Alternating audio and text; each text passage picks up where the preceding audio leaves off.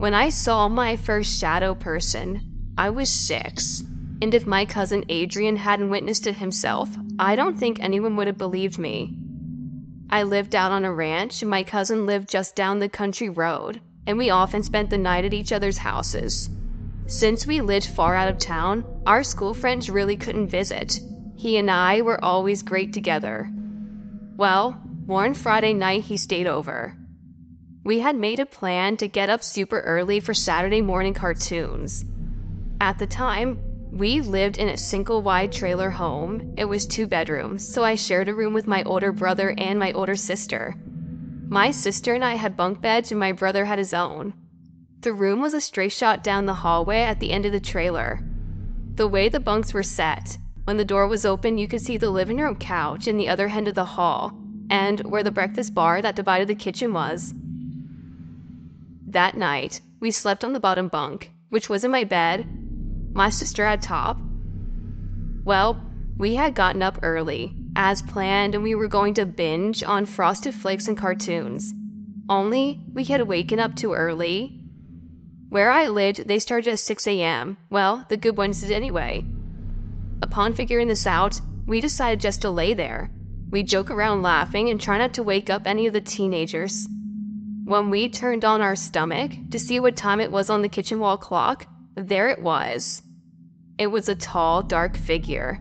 It looked like a man. We knew it wasn't my parents, and we clearly would have known if they had gotten up. Where it was standing, it was behind the bar. It was near our kitchen sink, and to me, it looked as if it was going through our dishes. I couldn't physically see him picking them up. I just kind of knew.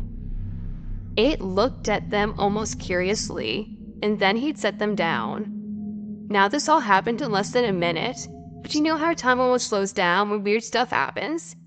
Adrian whispers to me, "Do you see that? Do you? What the heck is it?" I don't know," I whisper back. And it's like it hurt us, because as soon as I let those words out, that thing stopped what it was doing and looked at us. He had no face. I mean, he was just a shadow, but I could see and sense his surprise. He stared at us and we stared at him. We just stared each other down at the hallway. Then he just suddenly ducks down and disappears. Almost as if we scared him. We stayed there in shock trying to process what we just saw. We finally work up the courage to get up and check the kitchen after a long round of no, you first, back and forth.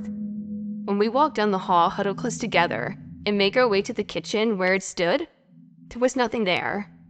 To this day, you can't put my cousin and I in a separate room, and he'll tell you the same story. The only difference is, when he looked at it, he saw red eyes and I didn't. This wouldn't be the last time I see shadow people. Years later, I'd see them again. A group, and that time they talked and tried to lure me out.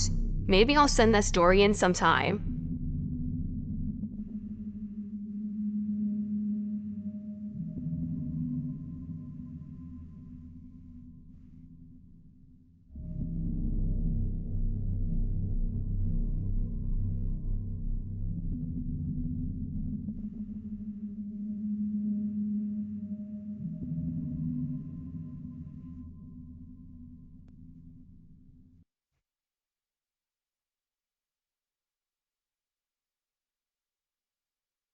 Just a bit of backstory before I get started.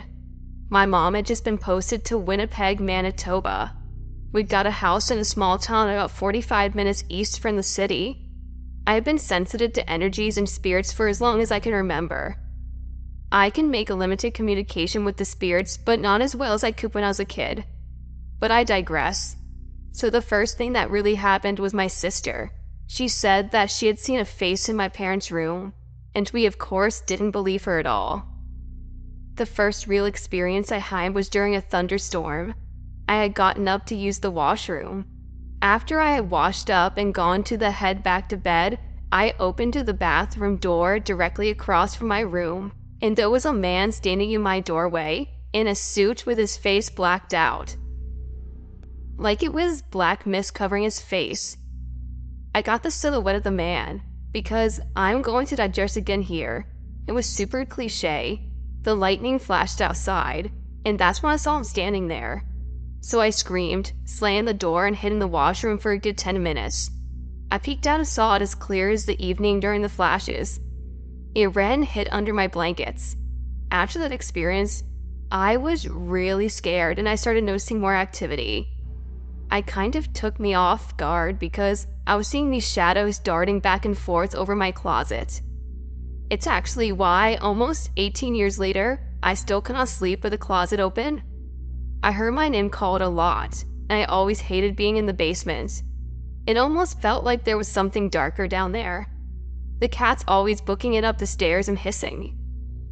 My siblings and I would always take the time at least once a week to talk about what we heard and all the weird paranormal stuff that would happen. So we were sitting at the dining room table, talking when we all turned and looked into the kitchen. As we all turned our heads, we saw a stack of red cups fly out of the cupboard. Now, before anyone asked, it was the force of someone shoving it. If it fell out, it would have had to hit the counter, but it flew out of the cupboard and hit our dog. It didn't hurt him, fortunately, it just spooked him. I remember a big bright flash of light in our laundry room. The room was dark, and then all of a sudden it was completely light. So I assumed that the light had somehow turned on and blew up. I was about 8 or so. I went in to check to see what it was, but the light turned on fine, and it wasn't that bright. I had also seen an orb closer to when we were going to move. It just listed lazily in the spare room. As this only really covers until 2008, if people would like to hear more, I can always write it out.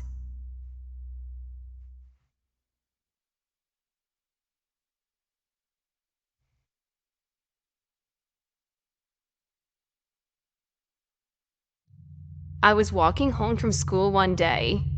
I have to walk about 2 miles back to my house, unfortunately.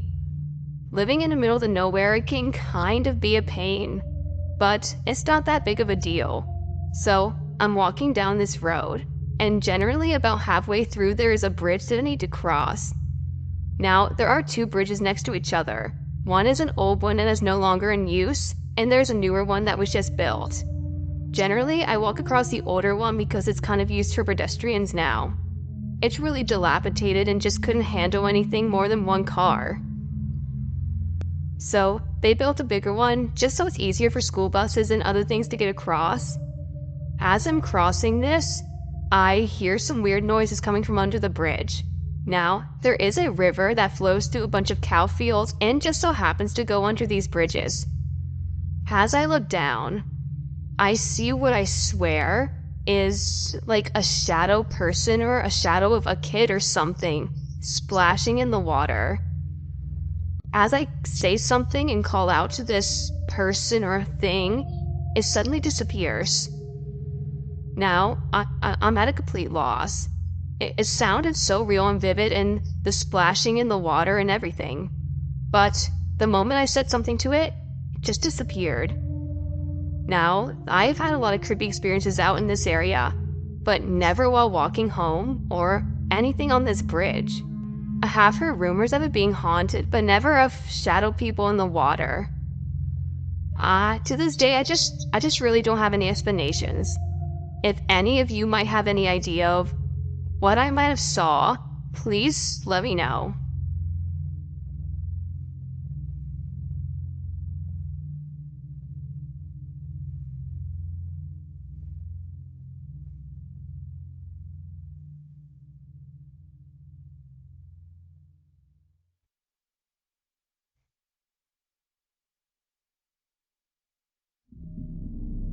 I was on the app Whisper, where you can post anonymous confessions or whatever you want. I posted something about my school and how annoying this one assignment was that I had to do. After an hour or so, I get a message from someone around 9 miles away, asking if I wanted to make $100. I'm ready for this to be someone asking me for some kind of sexual favor or something. But this person just wants old bed sheets. I say no. I'm not interested, but they keep persisting on getting sheets, clothes, and etc. I finally agree to maybe giving them a shirt or something, but the whole thing is just funny to me. I can tell my friends and my dad didn't really want to deal with it. They thought it was sketchy. My friend agrees to bring bed sheets to the person with me, who is offering $100 just for some clothes and bed sheets. It's too good to be sounding true, so we're moving in numbers. I ask their intended purpose of wanting the items and they say they want to cuddle with them. I'm a little weirded out, but really want the cash. I tell them to meet me at a Walgreens because I go there on the way to school every morning, but they agree. I told them I'd leave it in a tree somewhere as I couldn't wait there as I had to get to school. They end up asking for a picture of me, but I'm not that idiotic. I describe myself using a description that doesn't fit me at all, just in case they want to pull something. Then they ask about my friends and if they know about this, and if they should bring some of their stuff as well. That was even weirder. I tell my friends who want to give the bed sheets that I'm not sure if we should go through with this, and she thinks it's too good to be true as well. I end up telling that person that I feel like this is sketchy and I don't know if I should do this. They seem really frantic and desperate. They offer me $215 for this stuff, and I tell my friend that we could really use the money and she agrees, but tells me I should ask for proof that they have the money. I ask them for proof, but the money is on their card apparently, and they need to use an ATM. Kind of a red flag, but the items we're selling can be replaced, so it's not a big deal. The next morning, I work up very late for my bus and inform my friend that she should probably just leave the sheets at home or something because I wouldn't have time to drop them off before school. I tell the person that, and once again they're desperate. Why can't you drop them off? Today's the only day I can ever pick them up. I'll give you even more money, just please get them to me.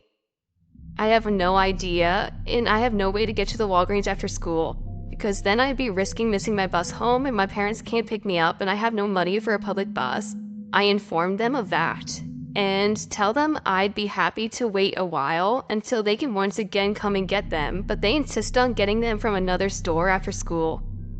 I can get to if that's a thing, and they seriously give me so much money that there's no other way. I gave up. I'm not risking my friend or my life for some desperate 20-plus-year-old loser who wants to cuddle my clothes and friends' bed sheets.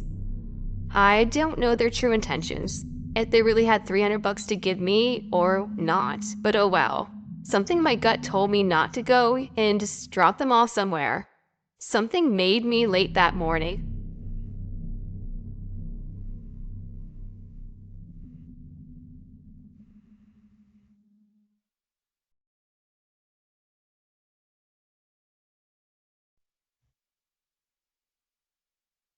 I live with one other girl, and our home is not one I would traditionally consider to be thought to have had a presence, if that means anything at all. I'm really looking for people's opinions, as I've never been particularly aware of the paranormal or had reason to take it serious. It started around Christmas time, when my housemate asked me if I had been in the loft, as a door to it had been left open. Now, I can't even reach the loft, without help from a ladder and a person because I'm very short. I had noticed it seemed to have moved, but figured she must have just not closed it properly when we got the Christmas decorations down. Then, another night, we were sat in the front room, and a bottle just fell off the table across the room from us. There was no window open, no draught, nothing. My housemate is away quite a lot, and one night when she was away, it sounded like someone was in the kitchen. I was up in my room, and I felt like I could hear people moving. Not footsteps per se, and, well, just a presence. I smoke weed, so I put it down to paranoia and living in a very cramped terrace, in a rough area with lots of noise. I also went to the bathroom twice that night, and the toilet flushed itself, on 2 separate occasions. This never happened before to me or my housemate. But this kept happening and getting more and more intense. The most intense was one day when I was off sick with panic attacks. I'd been given diazepam and was exhausted from lack of sleep over several nights. I kept waking up and just not knowing that there was someone else in the house. Something was moving around, going up and down the stairs and in the back room. I checked the house. I was so frightened I took a knife with me, and I put it down to just being whacked out on meds and exhaustion. But I told my housemate and she said she had similar experiences when I had been away, and she had noticed she couldn't find things despite being certain where she left them. We talked and figured that even if there was a presence, it's clearly not threatening or trying to harm us. At least, so we hope. It hasn't disturbed our sleep, not that I've noticed anyway. I could possibly consider some changes in my psychology since living here, but I don't know if I would go as far to blame the house. Do you think there's something paranormal going on in my home? And if so, am I right to be worried? As I said, I'm not particularly spiritual, nor do I know too much about the paranormal.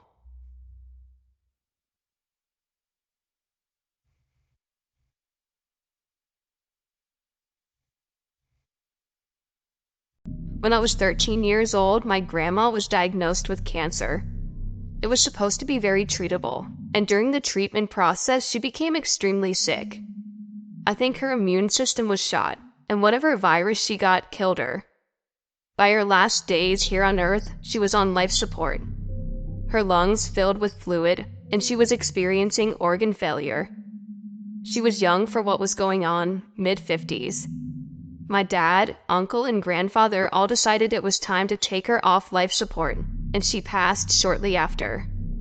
The real story of why I'm writing this happened at her funeral. During the service, the priest told everyone that if they had any kind words to say about my grandma, to come up if they feel comfortable. There had to be about 10 people that went up at least. My dad's uncle, so I believe my great uncle went up to speak. This is where things took a turn. He started telling a story about my grandma from the week before, when she was still alive. He went on to say that she had given him a call in the middle of the night. My grandma had a vivid dream that my uncle had a heart attack and was rushed to the emergency room. But during this time he passed away. They couldn't save him. She said it was so real, and she was certain waking up something was wrong. He said he was alright, but was happy she called because he had a similar dream, where he saw an angel that came to him to tell him everything will be okay, but the angel never said why she was there. My great uncle went on to say that my grandma was always caring, always looking out for him, and always made sure he was doing well. After he was done talking, he walked off the altar section and went up to my family sitting in the front row. He hugged my grandpa, my uncle, and went up to my dad to hug him. I was looking over and thought it was weird that he was hugging my dad for so long, and then I realized he was falling over. My dad was holding him up. He was having a massive heart attack. We called 911, and the ambulance was there almost immediately. They performed CPR on him, but it was too late. In my honest opinion, he died immediately right there, in the church, after telling us all the story of the phone call between himself and my grandma, and died the way he did in my grandma's dream. My great-uncle was known to be pretty healthy, never had any heart conditions, or anything that would imply a heart attack in his future. I still think to this day that both of their dreams combined was a vision. One dream foreshadowing my great-uncle's death, the other about an angel that was supposed to be my grandma, coming to bring my uncle to the afterlife with her. I don't think this was all coincidence, but we will never know.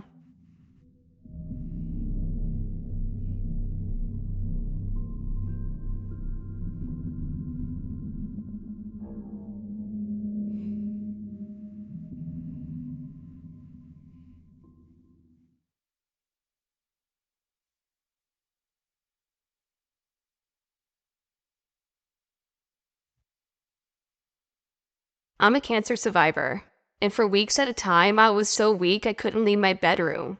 But my husband was a doll, and before leaving for work at 6 a.m., he would pull up a hospital tray/table and fill it with my water bottle, pain pills, phone, etc., to make sure I had everything I needed before my home health care nurse arrived at 9 a.m. One day, I forgot to tell him to bring me my new magazines before he left, so I was laying in bed wishing that I had the energy to get up and go get them myself. I could clearly see them in the living room just out of reach. Bored, I decided to take pictures of my living room. I had a nice room with a china cabinet full of my pretties. You could see it from my bedroom door, so I grabbed my cell phone and snapped a shot. Looking at the picture, I noticed a hazy gray smoke, like fog, close to the floor, coming out the dining room doorway into the living room. I looked up really quick, just in case it really was smoke, but I hadn't noticed it until I took the picture, or maybe it was just a smudge on my lens. I looked, but the living room was empty. The fog was only visible in my Pamela's picture. To double check, I took another, and there it was, but nothing in the naked eye. I took another picture, and looking at that picture, I noticed the fog had moved. It was further into the living room now, so I snapped another and looked, and sure enough, the fog was now into the living room, closer to my doorway. I snapped another and looked at the fog, and it moved right up to my doorway, ready to cross the threshold. Then, it wouldn't be only about a couple of feet away from me. I quickly took another picture, and the fog was at the foot of my bed, almost on my bed, but it had gotten bigger, in the size of a human body shaped like a female. I knew instantly it was something evil, because my room dropped in temperature, and I got a sickening, nauseated feeling in my stomach, so I quickly prayed out loud, against it and with my eyes closed. When I opened them and took another picture, it was gone. I never figured out what it was, and it was the first time I've ever seen anything or even felt anything like that.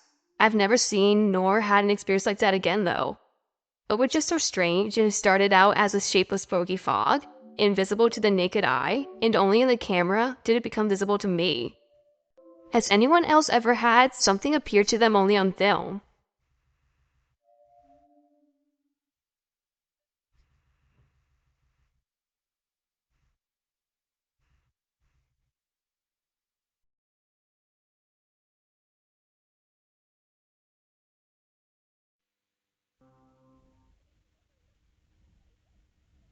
I am generally pretty cautious when it comes to online dating. Chat until comfortable, meet in public, and have friends knowledgeable of my whereabouts for the first meet, just in case. All that jazz. The dates were usually pretty fun, or duds, but I've never had an issue and never been fearful. I have, in fact, made some really great friends. Others I just don't hear from again. No harm, no fuss, it's simple.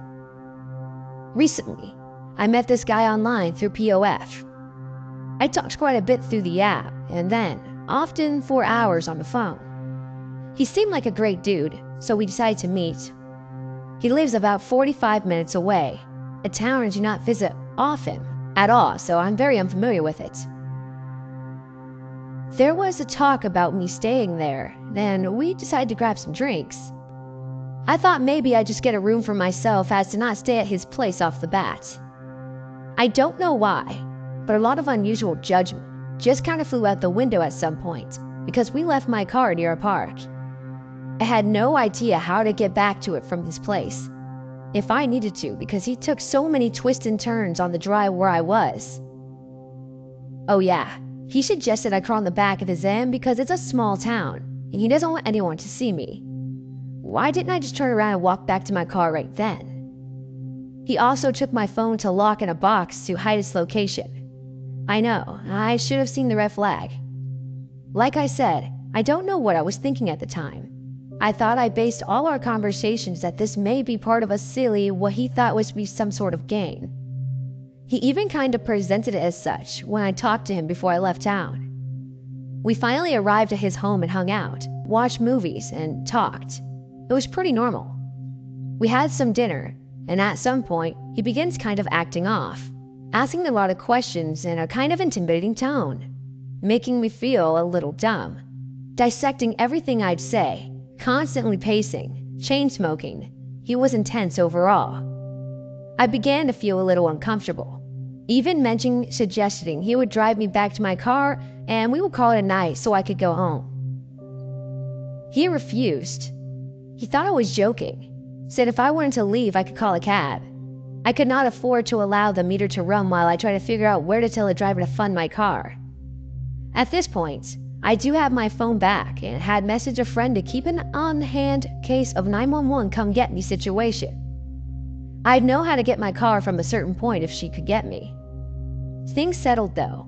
We felt a bit more comfortable. Okay, well, I was just gonna sleep now. Get the night over with and get back to my car in the morning. And that's what eventually happens, and I make it home safe. Even after that, We keep talking at least. Phone calls, texts, and we both agree it was an intention awkward. He apologized, so we tried to hang out again. It was actually loads better. I felt comfortable and lots of laughs. It was good, actually. I willingly stayed the night this time rather than feeling trapped. He offered to grab my pillow from my bag for me. When he went to the other room, when he did, my makeup bag had fallen out. This was actually relevant.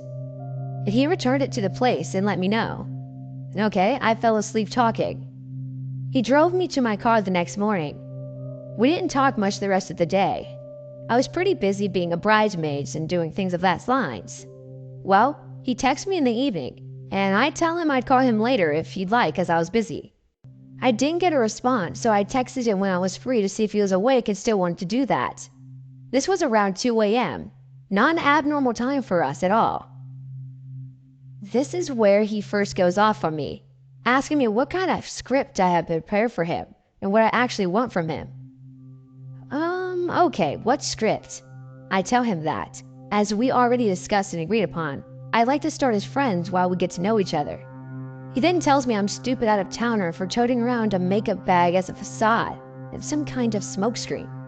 He said it was sloppy of me, and the fact that I'd call later was some kind of red flag, though he knew I had things to do. All I kept thinking was, what? It was easy for me just to leave it all behind. A week later, though, I get a voicemail demanding a call right away. I was at work and my building has bad reception, and I saw no missed call notification. Just a new voicemail, so I had no idea who left it. I went back to listen to it again after an hour or so. I could check the number that left it and the message was gone. I know I saved it, even checked erased messages and it wasn't there.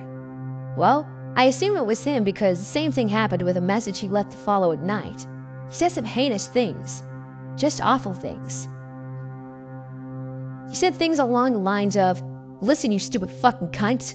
You want to come in here with your fucking makeup bag full of fucking gels and stupid shit?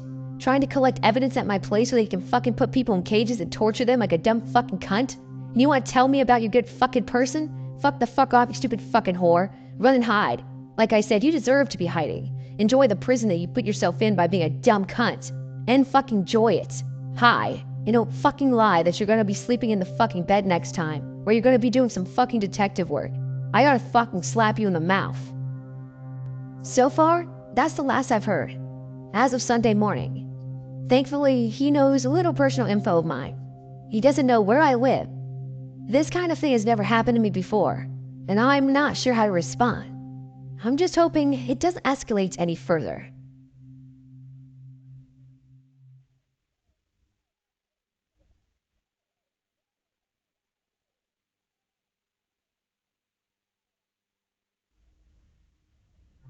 I should preface this.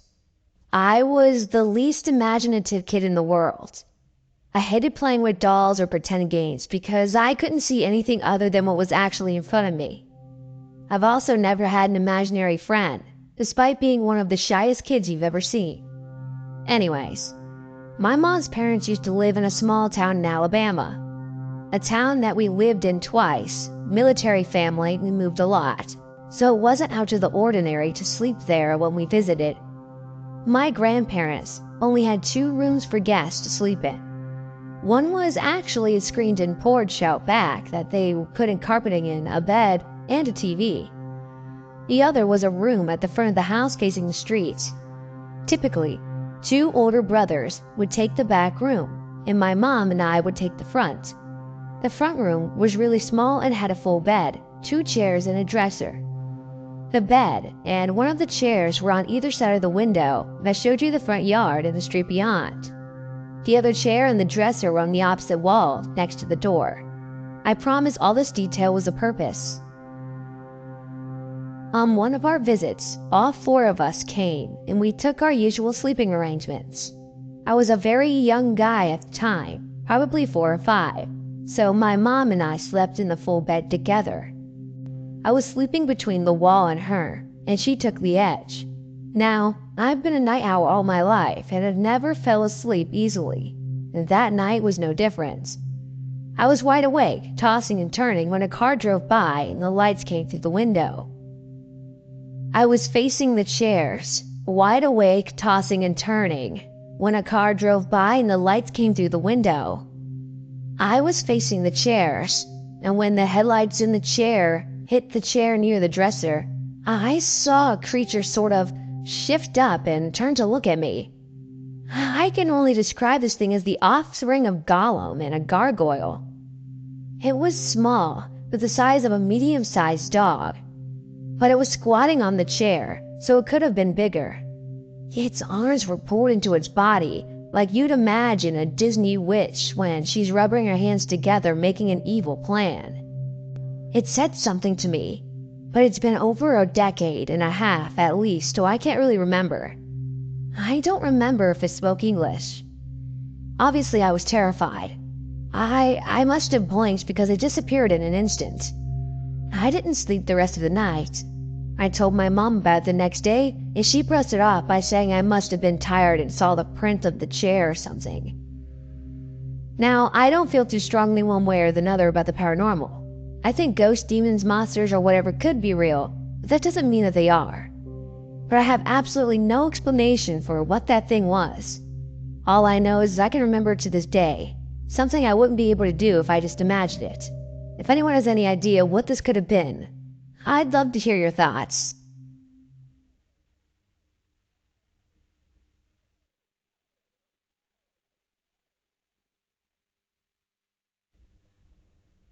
About 6 years ago, we moved into the house we currently live in. My two oldest children were visiting their biological father, states away in Georgia, while we unpacked and prepared to settle in Missouri. I was 7 months pregnant with my youngest child, and we had a 4-year-old daughter. I've noticed that when I've been pregnant, my dreams, rather nightmares, are vivid and disturbing. This was one of those milder dreams, but damn, was it strange and just disturbing to me. In my dream, my daughter Gabrielle was standing in the doorway of my and my husband's bedroom. She was telling me how she didn't want to go to bed. This was new. We went back and forth about why she didn't want to go to bed and that she needed to go to bed. I thought maybe it was just a new house, and her older sister isn't here to share the room within this new house, so maybe she was just nervous. I picked up a vibe that she was too scared to go to bed, but somehow I convinced her that everything was fine and that she would be okay. Our discussion and my attempt at convincing her to go to bed only lasted about a minute and ended with her slowly turning around upset and hesitant. As soon as she turned around, I noticed a freakishly large, tall black figure standing behind her, as if it were behind her the whole time she was telling me that she did not want to go to bed. When I say tall, I mean maybe 7 feet tall or more. A slender black figure with no features. The moment I noticed this thing, I smelled an overpowering odor. It smelled like eggs. Rotten eggs and sulfur. I jumped to follow my daughter, but when I woke up, I was disturbed. It felt so real, and that smell was just so real. I didn't know people could actually smell in their dreams. I had never done that before, nor since.